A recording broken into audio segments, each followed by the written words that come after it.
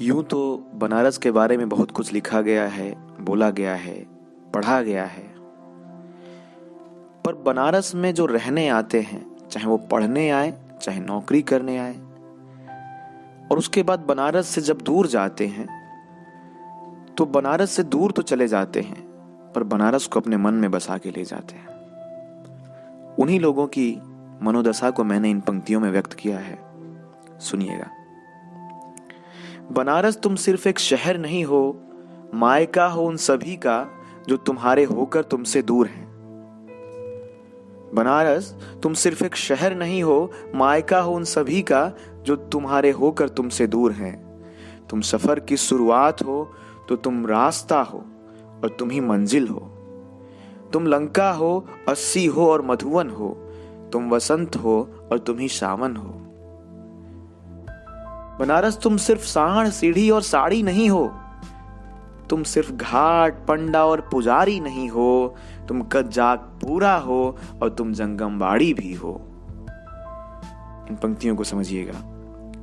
तुम शिव हो, अल्लाह हो, बुद्ध हो। तुम गंगाजल से शुद्ध हो। तुम साहित्य हो, नृत्य हो, संगीत हो।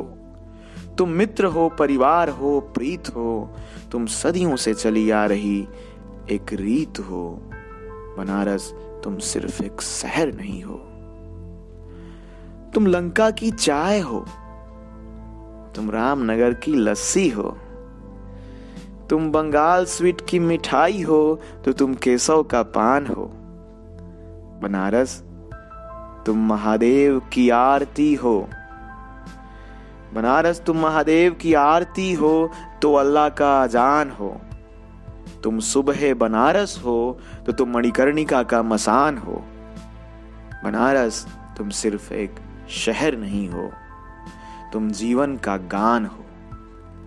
तुम जीवन का गान हो, तुम जीवन का प्रारंभ भी हो और जीवन का अवसान हो। बनारस इन बेचैन सी स्याह शामों का तुम एक खुशनुमा विहान हो। इन बेचैन सी स्याह शामों का तुम एक खुशनुमा विहान हो। बनारस तुम सिर्फ एक शहर नहीं हो। बनारस तुम सिर्फ एक शहर